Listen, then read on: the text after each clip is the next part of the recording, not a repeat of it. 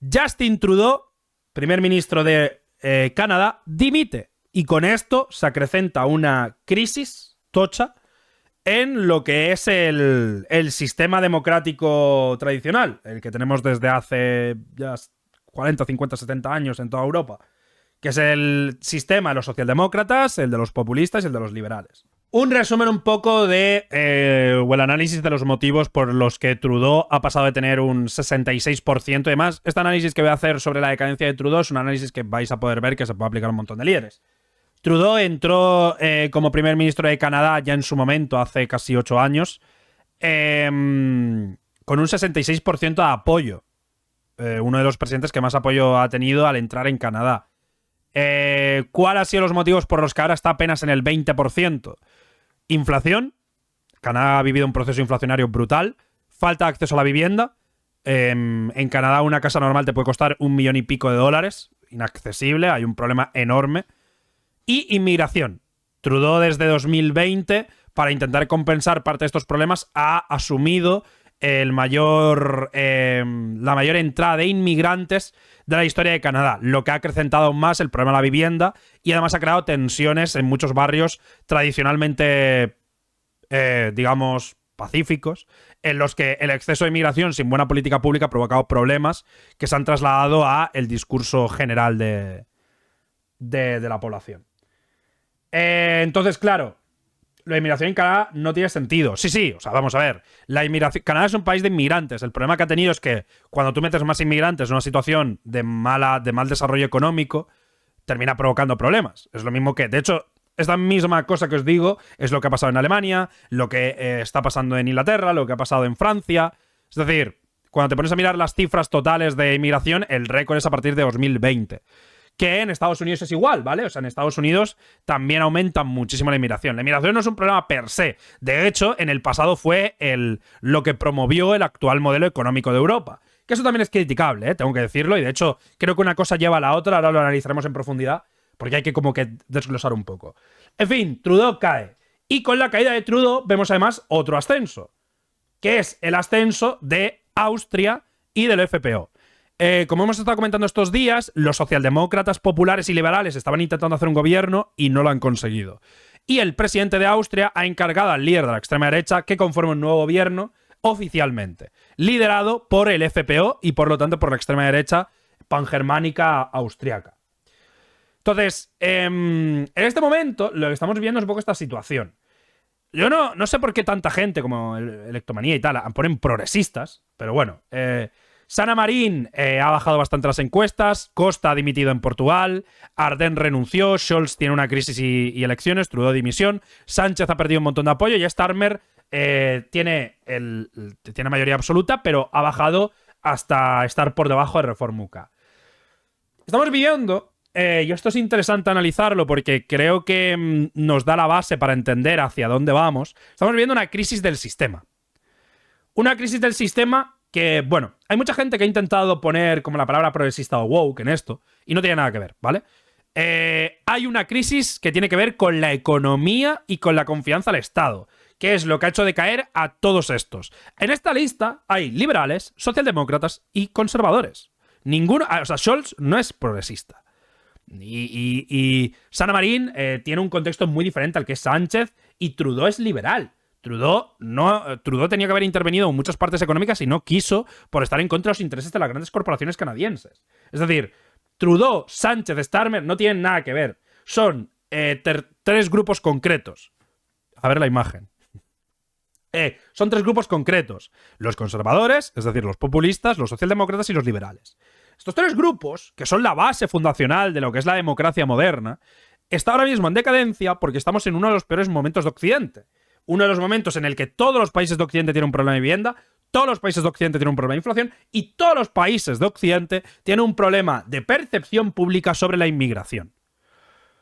Esto se puede explicar en muchos frentes, pero yo creo que la clave para empezar a hablar de esto es hablar sobre cómo este fallo ha llevado a esta nueva ideología, que es la ideología de Trump, la ideología de Vox, la ideología de Le Pen, que es el nacionalpopulismo. ¿Qué es el nacionalpopulismo?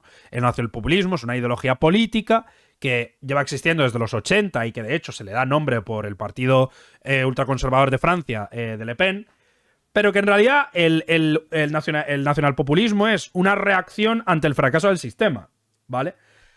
En realidad es una narrativa que muchos de aquí vivís, incluso siendo de izquierdas. Veis que vuestra vida no va para mejor, que la economía está estancada a nivel microeconómico, que las cosas, que no hay una esperanza generalizada en que las cosas vayan a ir a mejor, que se vive un clima de tensión, y eso hace que la gente aumente su polarización, que esté más cansada del sistema, hasta el punto en el que, por ejemplo, en España solo el 20% de la población confía en el Estado, solo el 25% de la población confía en los medios de comunicación, y eso hace que toda esta mayoría de gente tan cansada de todo termine votando a estos nuevos candidatos que critican a estos tres grupos. Porque el nacionalpopulismo dice, lo que hace falta es dejarse de tonterías y gobernar con mano dura. Hay que echar a los inmigrantes, que no sean un beneficio económico, hay que volver a los valores tradicionales para volver a tener hijos, hay que bajar el gasto público porque el Estado está lleno de corruptos y tal y tal y tal, hay que abandonar el globalismo porque el globalismo está promoviendo una ideología nociva que es lo progresista, lo woke, que solo quiere destruir Occidente, etcétera, etcétera, etcétera, ¿vale? O sea, esto es el nacionalpopulismo. Critica al progresismo socialdemócrata, al liberalismo económico por ser globalista y al conservadurismo por ser suficientemente débil de no poder evitar que estos dos tomen el control. Entonces, eso es una crisis del sistema. Y esa crisis del sistema, porque que no ha sido bien gestionada por estos tres grupos, ha hecho que estos líderes pierdan poder y que en realidad estamos hablando de dos bandos muy diferenciados. Por un lado tienes, por ejemplo, lo que sería, vamos a poner en general, socialdemócratas,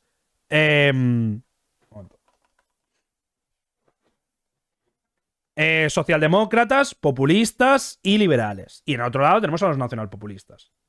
Este es la actual lucha del sistema, no hay más.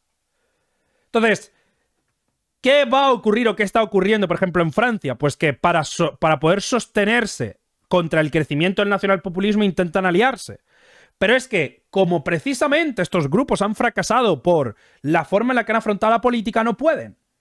Es decir, lo que estamos viviendo es un proceso en el que estos tres grupos han estado tan ocupados en polarizar el sistema para perpetuarse dentro de una especie de casta política democrática que han terminado desgastando el sistema y al utilizar los medios de comunicación como parte de sus armas políticas han hecho que la gente ya no confíe en nada. Entonces, en este clima de desconfianza al sistema, de desconfianza en los medios de comunicación y de desamparo económico, surgen estas posturas nacionalistas, nacionalpopulistas, que critican todo eso y además ofrecen una solución muy dura, que es una solución normalmente relativamente autoritaria, no tan liberal o no tan abierta, sino es a tomar por culo. Por ejemplo, en España todos los partidos regionalistas hay que prohibirlos, Trump dice pues que hay que conquistar, en Francia hay que hacer deportaciones masivas, es decir, hay como estos partidos intentan transmitir una sensación de seguridad que la gente desamparada atiende como una oportunidad de un liderazgo útil. Entonces, fuera de mucha gente que quiere, no, lo woke no ha fracasado. Lo que ha fracasado en general es que se haya intentado meter, y eso sí es cierto, siendo yo una persona progresista, se haya intentado promover una agenda progresista sin tener una buena estructura económica. Lo que ha hecho que mucha gente se desapegue aún más de todos estos debates. Pero eso es una parte mínima. Realmente lo que estamos hablando es de los problemas que todos vivimos, que además la gente de izquierdas le echamos otro problema. La gente de izquierdas hablamos sobre pues, el tema del capitalismo y del sistema y de todo esto, pero la mayoría de personas de Occidente ya tienen asumida una postura capitalista, entonces no pueden achacar esto al anticapitalismo, sino que lo achacan a la mala gestión del capitalismo. ¿Se entiende? Entonces, en esta tesitura, además, donde la izquierda progresista estaba muerta, mini F. Bueno, donde la izquierda progresista está absolutamente muerta porque, por ejemplo, en Alemania los socialdemócratas ya llevan mucho tiempo mal, pero es que además en España, en Grecia y en otros países, Podemos y Sumar llevan viviendo un proceso largo de ruptura. Pues, bueno, lo que estamos viviendo es eso, un abandono de el progresismo social hacia una reacción que es más conservadora. Sí, Twitch va mal. Pero bueno. Entonces, cuestión, ¿cuáles son los fallos concretos o cuáles creo que son los fallos concretos? ¿Y qué propones? No hay una propuesta. Yo creo que ya hemos llegado al cenit. O sea... pero bueno, o sea, análisis de por qué. Para mí, los tres motivos que acrecentan la incapacidad de los socialdemócratas, los conservadores y los liberales de afrontar los problemas de Occidente se suman a una base. Y hay tres fenómenos, tres situaciones que nos han llevado a este punto. Uno, la crisis del 2008. Dos, el problema demográfico, es decir, no estamos teniendo hijos. Y tres, la guerra de Ucrania y el COVID. Esos son los tres factores que han adelantado el colapso de estos grupos a favor de los grupos nacionalpopulistas. ¿Vale? ¿Por qué? Pues básicamente porque la crisis del 2008 desconfiguró Europa a nivel económico. Desde entonces, la mayoría de Europa no ha conseguido mejorar en muchos sentidos ni ha sabido adaptarse a las nuevas tendencias globales. La crisis de vivienda ha hecho, o sea, la crisis de vivienda, la crisis, o sea, la pirámide demográfica invertida ha hecho que la mayoría de gente y la mayoría de sociedades tengan un problema que afrontar con las pensiones. Y aparte, la guerra de Ucrania ha puesto en tensión las economías europeas por la falta de gas barato. Lo que ha acrecentado los problemas económicos, lo que ha acrecentado la polarización, lo que ha acrecentado los cambios de sistema. ¿Se entiende? O sea, todo tiene como un sentido. Después, históricamente, ¿por qué hemos llegado a este punto de colapso? Pues en realidad es bastante comprensible. Estos grupos que vivieron el crecimiento del occidente moderno, los socialdemócratas y los populistas y los liberales, vieron el aumento después de la Segunda Guerra Mundial de la economía, del desarrollo, de la clase media. Y una vez estando en el poder, en vez de asentarlo y mantenerse, empezaron a crearse las batallas políticas. En España lo hemos vivido mucho a partir de la transición, pero en otros países como en Alemania, en Estados Unidos, estos procesos han sido incluso más violentos. ¿En qué sentido? Pues que la polarización se ha vuelto un arma para crear un grupo de consumidores para los grupos políticos.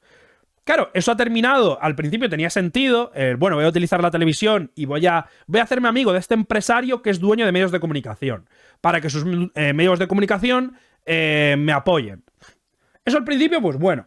¿Qué pasa? Pues que esa guerra se acaba intensificando tanto que literalmente los medios se vuelven ya en sí mismos una parte de la guerra política. La gente deja de confiar de los medios y, sin tener una referencia en los medios de comunicación, entramos en la época actual. ¿Y esa época cuál es? La desinformación. La desinformación no es una cosa que haga la extrema derecha y la gente se lo crea porque es tonta. La desinformación es un síntoma de la desconfianza del sistema heredado de utilizar los medios de comunicación como arma política. Esa es la situación actual. O sea, estamos viviendo un problema enorme porque los medios de comunicación son parcializados, porque solo se pronuncian cuando les da la gana o cuando hay un interés político, y eso ha llevado a que la gente ya no confíe en los medios. Pero si no confías en los medios, ¿en quién confías? Claro. Pues si no confías en los medios, tienes que buscar a alguien en quien confiar. Y ese alguien en quien confiar, pues son los sectores más individuales o la gente que tiene un interés, a lo mejor, en mentir, que termina, pues, provocándolo. Entonces, los bulos de izquierda, ¿qué? A ver, la izquierda emite bulos, pero en general no necesita emitir tantos bulos. Más que nada porque ya está en parte dentro del sistema. O sea, pero bueno, que se puede... La mayoría está estudiado, o sea, te puede parecer pero no, pero la mayoría de bulos ahora mismo tiene una ideología muy concreta. Y es porque es un arma política que se utiliza también en ese sentido. Total, que lo que estamos viendo es eso. Los errores para mí desde la parte de la izquierda están claros. La izquierda ha fracasado en ser esa ideología que consiga, la izquierda progresista, quiero decir, podría haber sido un candidato a superar, a ser este nacionalpopulismo, pero se ha roto internamente, con un montón de divisiones, como se puede ver en casi todo Occidente. Casi todos los partidos de izquierda de la socialdemocracia han colapsado internamente por falta de organización y por una serie de motivos. Pero además es que particularmente los socialdemócratas han fracasado por la cobardía. Eso es una cuestión que es, vamos, completamente... Yo creo que difícilmente se puede dudar. La socialdemocracia occidental se ha vuelto cada vez más capitalista, no ha tenido, digamos, la valentía de luchar y de hacer que el sistema funcione bien, en el sentido, por ejemplo, de intervenir la vivienda o intervenir ciertos sectores si era necesario. No ha tenido. Ha hecho que el Estado sea cada vez más grande, pero no ha hecho que el Estado sea cada vez más eficiente. Si en realidad una parte importante de la crítica del nacionalpopulismo es cierta. O sea, estamos viendo un proceso en el que el Estado cada vez es más grande, pero el Estado cada vez no es más eficiente. En el que los impuestos no están generando un desarrollo económico en la mayoría de la población y en el que, por lo tanto, se crea desconfianza. Es que, a menos que te quieras mentir a ti mismo por motivos ideológicos, esa realidad es la más palpable ahora mismo y la mayoría de personas que le preguntas de que no estén muy metidas en política te van a decir eso.